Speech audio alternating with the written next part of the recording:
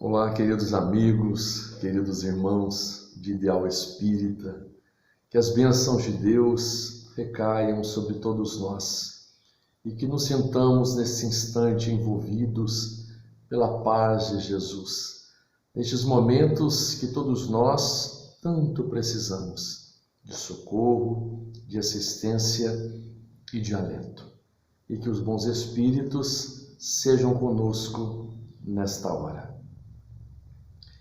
No capítulo 60 do livro Vinha de Luz, psicografia de Francisco Cândido Xavier, pelo Espírito de Emmanuel, intitulado Que Fazeis de Especial, Emmanuel inicia o primeiro parágrafo fazendo um questionamento acerca do conhecimento que os espiritistas cristãos têm a mais que os outros.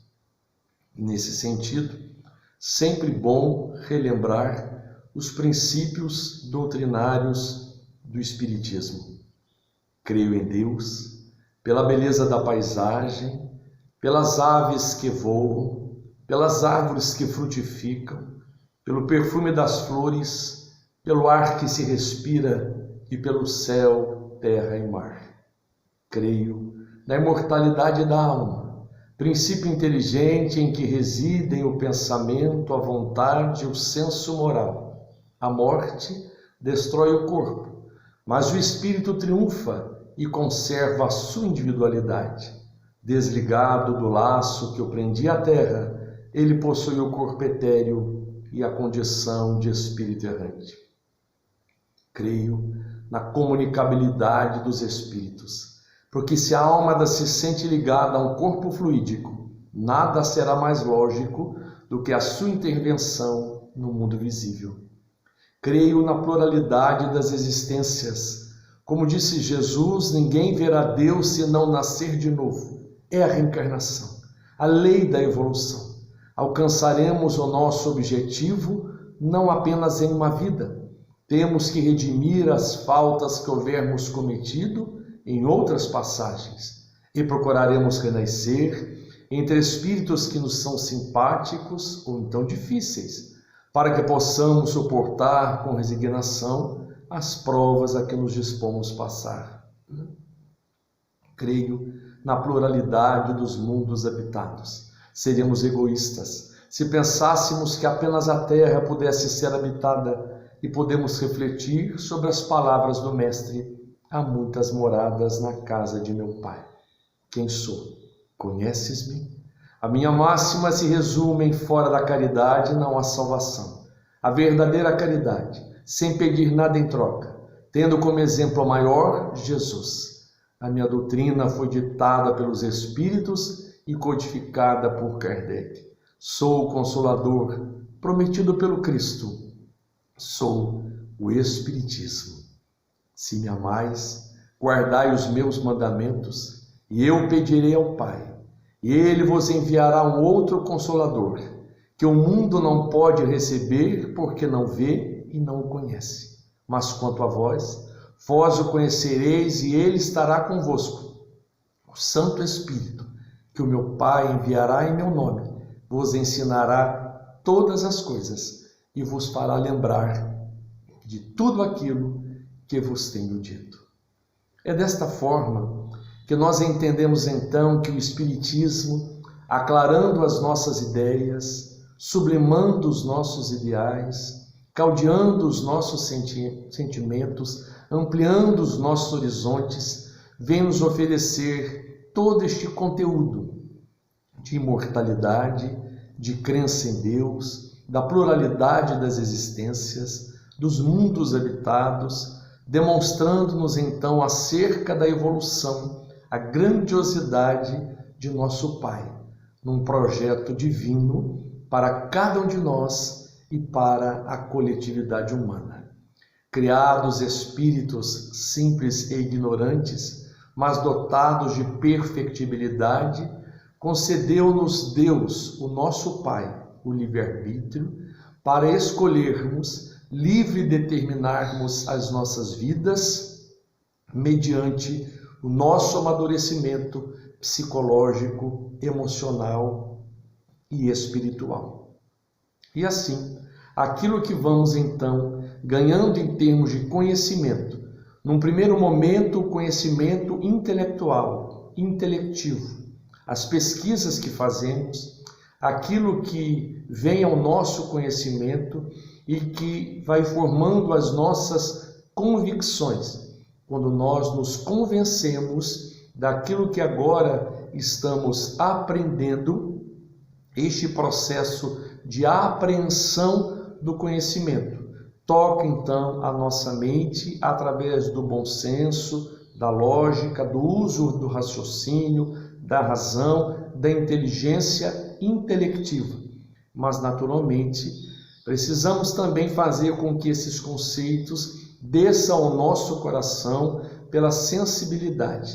E então, aprendendo intelectualmente, também vamos absorvê-los emocionalmente, no campo do sentimento. Somos tocados nas fibras mais íntimas do nosso ser espiritual, nos emocionamos com aquilo que nós agora sabemos. Este conhecimento que a partir de então vai aos poucos nos amadurecendo e nos convidando à transformação moral de nós mesmos.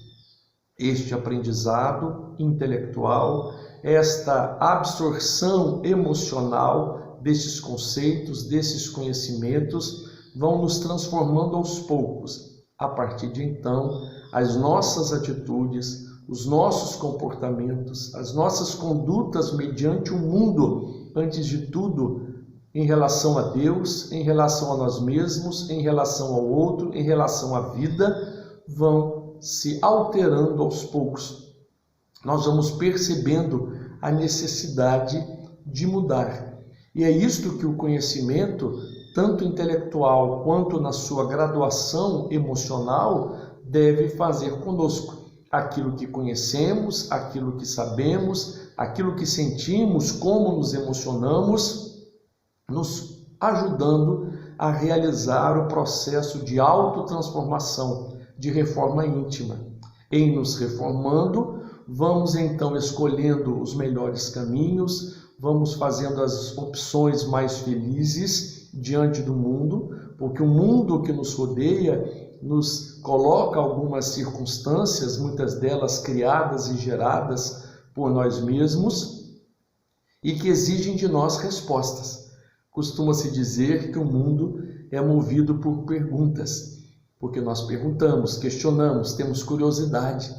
Mas o que move o mundo são as respostas que damos pelo pensamento, as respostas que damos pelos nossos sentidos, pelo nosso jeito de olhar, pela nossa maneira de escutar o outro, pela nossa fala, pela oralidade, pelo nosso comportamento, pelas nossas atitudes diárias, cotidianas, pela manifestação de quem somos, né? Daquilo que sentimos e do que pensamos por dentro.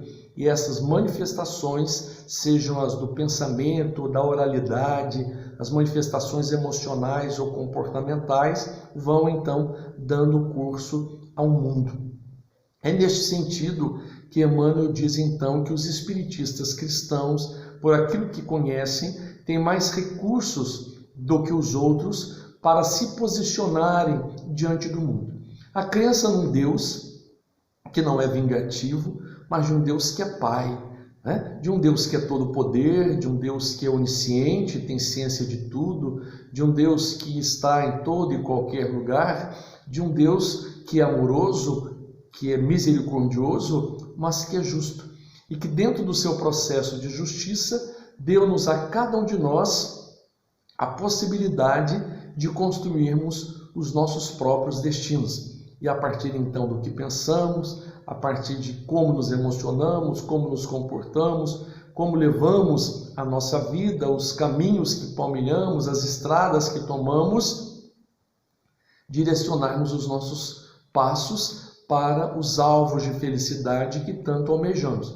Embora, muitas vezes, diante das nossas fragilidades psíquicas, das nossas precariedades humanas, do nosso próprio estado de incompletude diante das nossas imperfeições, nós nos direcionemos ainda para alvos de infelicidade. Nos decepcionamos, nos desiludimos, caímos ao longo da estrada, nos machucamos, criamos algumas feridas, algumas delas vêm ainda do passado, criadas por nós mesmos em reencarnações anteriores, estamos procurando cuidar delas. Este é o processo, inclusive, da reparação do dano, as provas e expiações que passamos no hoje, como resultado do ontem, mas também como resultado ainda de agora, o que diz no Evangelho segundo o Espiritismo, em Allan Kardec, sobre as causas anteriores das aflições e as causas atuais das aflições. Mas de um Deus que é Pai, que nos concede todos os dias novas oportunidades. A cada momento, a cada instante, nós somos instados pela própria vida a nos manifestarmos, porque somos seres sociáveis. A nossa relação com Deus, a nossa relação conosco mesmo, a nossa relação com o nosso próximo e com o próximo mais próximo, que está dentro da nossa casa ou no nosso relacionamento de vizinhança ou no nosso círculo social mais estreito ou até mesmo no nosso grupo profissional ou no nosso grupo religioso.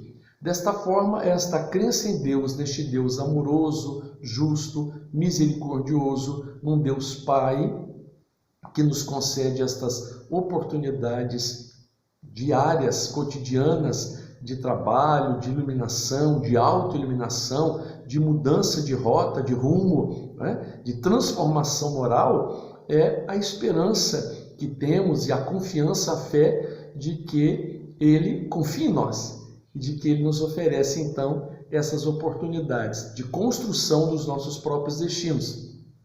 Quando somos nós herdeiros de nós mesmos, mas somos muitas vezes vítimas de nós mesmos. A imortalidade da alma como um recurso de conhecimento que nos faz entender a própria grandiosidade da vida enquanto espíritos que somos, mas também a importância do momento que passamos enquanto estamos numa vida transitória pela Terra. Um dos preceitos socráticos, nós encontramos então a expressão: se a alma é imortal, é lógico viver-se com vistas à eternidade. Mas Emmanuel também, nos ampliando o entendimento, falando acerca da imortalidade, mas também da importância da nossa vida, mesmo que passageira pelo planeta, nos diz: é muito bom que vislumbremos as estrelas, mas não podemos descuidar dos sinais de trânsito. Então, a nossa imortalidade, no sentido da continuidade, da eternidade, uma vez criados por Deus, jamais deixaremos de existir, mas a importância de percebermos cada instante da nossa vida, mesmo que transitória, passageira, de cada reencarnação nossa, como momentos especiais onde nós estamos sendo testados, provacionados, e onde estamos tendo a chance do processo do aprendizado e da nossa reeducação espiritual. Naturalmente, temos durante o dia, durante os nossos dias, os nossos anos, outros processos de reeducação. A reeducação dos hábitos, das atitudes, dos nossos comportamentos em relação ao outro, na dinâmica da vida. Mas tudo isso contribuindo para o nosso processo de maturidade espiritual, de maturidade psicológica do nosso ser espiritual.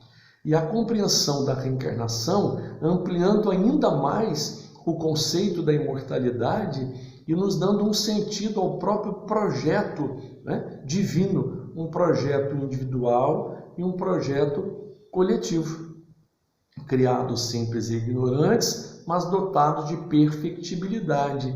Atingiremos então esta perfeição e através de cada reencarnação vamos fazendo este nosso aprendizado. Caímos, nos levantamos, caímos novamente, nos machucamos, algumas feridas ficam abertas, precisam ser cuidadas e nem sempre numa existência só ou numa vida só nós conseguimos cuidar disto. Então é preciso novas reencarnações. Emmanuel chama a reencarnação de bênção do recomeço. Não é punição, não é castigo. Naturalmente, teremos que reparar os danos gerados por nós outrora, ou até mesmo nesta vida atual, tendo a chance ainda de nos corrigirmos. Mas também temos a chance de crescermos, de irmos à frente, né? Joana de Ângeles, num de seus textos da sua linha psicológica transpessoal, diz que as criaturas humanas têm crescido, muitas delas já amadurecidas, despertas com as suas consciências, têm se envolvido com projetos de benemerência, de filantropia, de questões de civismo, de questões religiosas, têm se dedicado ao campo das artes, ao campo público, de movimentos sociais em favor daqueles que mais precisam, os mais vulneráveis, mas diz ela que a grande maioria cresce empurrada pelo sofrimento. Este sofrimento, a dor, ainda como uma companheira que é o resultado das nossas próprias escolhas, mas uma companheira necessária para o nosso despertamento. Costuma-se dizer, né, que as pessoas, as criaturas mudam, se não pelo amor, pela dor. É um processo gradativo, ascensional, passo a passo, etapa a etapa, em que nós vamos voltando os nossos olhos a essa eternidade, a nossa imortalidade, nos detectando então seres reencarnantes, sabedores de aqui chegamos para nos melhorarmos. E precisamos, né, sair daqui melhores do que quando chegamos.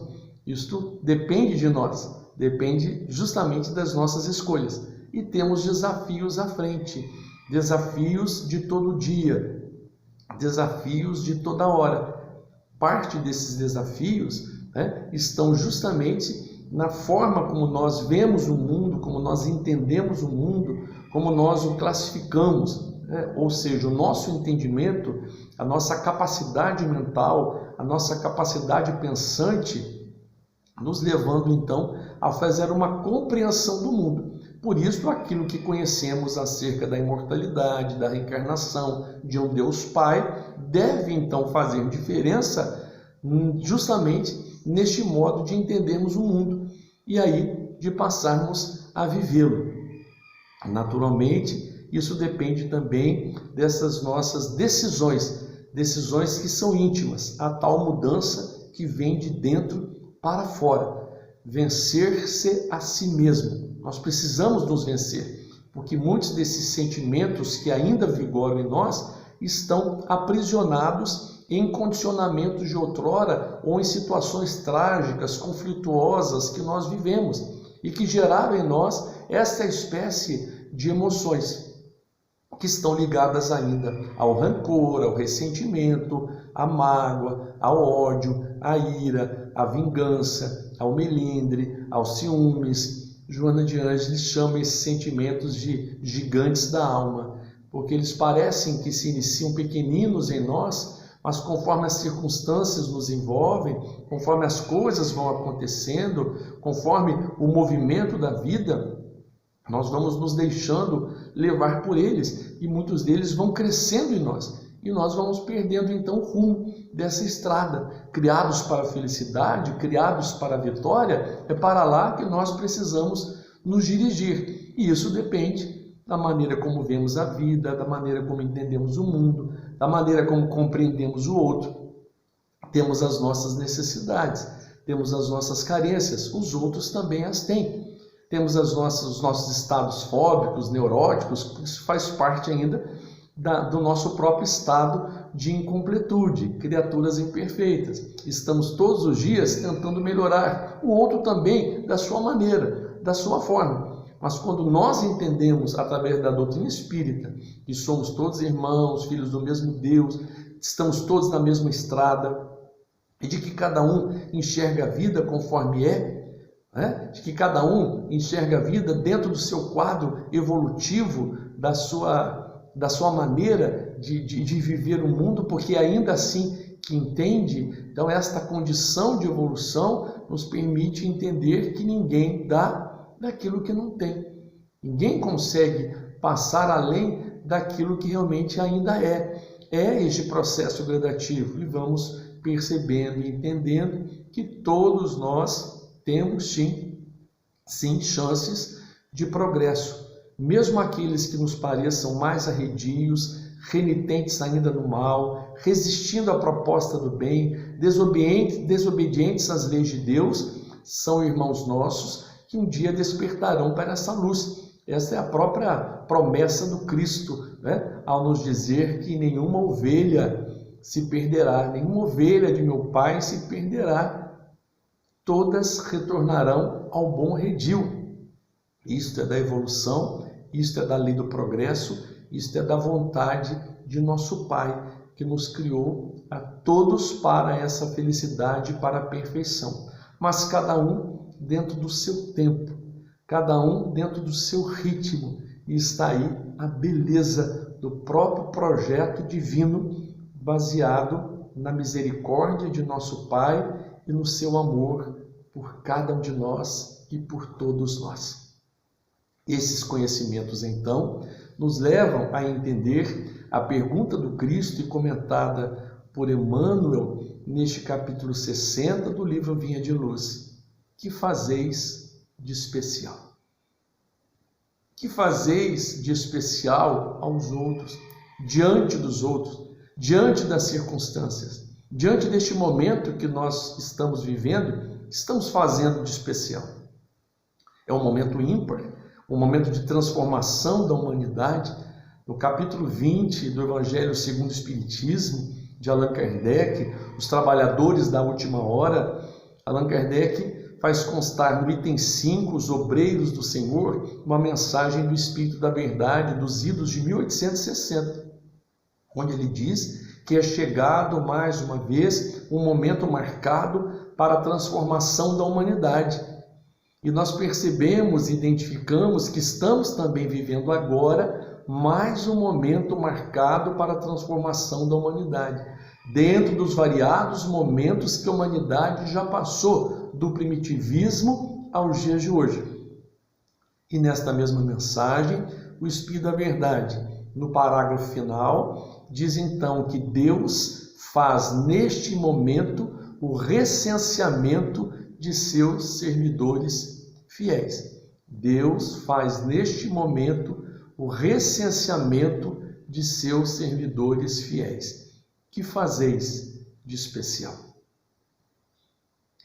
Estamos num momento em que, distanciados socialmente ou fisicamente uns dos outros, estamos tendo a chance deste contato virtual nas redes sociais e identificamos que muitos irmãos nossos ainda se perdem em balelas, em questões sem valor, multiplicando fake news, ideias falsas, multiplicando conceitos materialistas, pessimistas, derrotistas, e nós, espiritistas cristãos, com todo este material que temos, com todos estes conhecimentos, temos então, como diz Emmanuel, melhores condições para ofertarmos aquilo que nós já enxergamos, aquilo que já é do nosso conhecimento.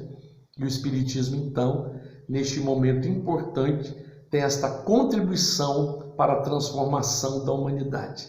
Os conceitos basilares da doutrina espírita, baseadas na moral cristã, nas passagens do Cristo, nos seus ensinos, no seu Evangelho redentor, sob a luz da doutrina espírita, falando da imortalidade, da reencarnação, de Deus que é Pai, da evolução e da esperança, cultivando a esperança, cultivando o amor, semeando a paz, a solidariedade humana, a fraternidade entre todos. Neste momento é o que a nossa terra está precisando. E neste momento é o que nós, convidados pelo Cristo a sermos divulgadores do seu Evangelho, como ele convidou os primeiros discípulos, a que se transformassem em pescadores de homens, pescadores de almas. Somos nós convidados a sermos esses pescadores de almas,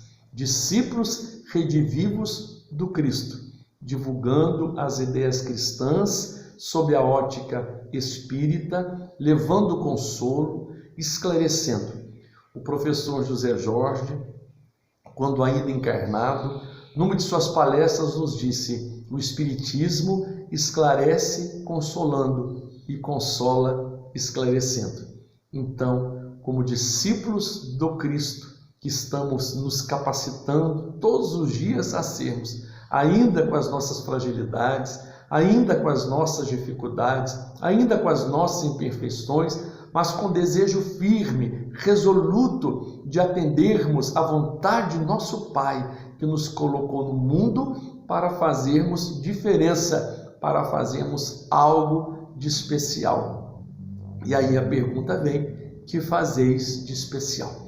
Reflitamos então sobre isto, nos voltemos a nós mesmos, pensemos no nosso dia a dia, pensemos na maneira como estamos nos manifestando diante do mundo, com o outro, até mesmo conosco e, acima de tudo, com Deus.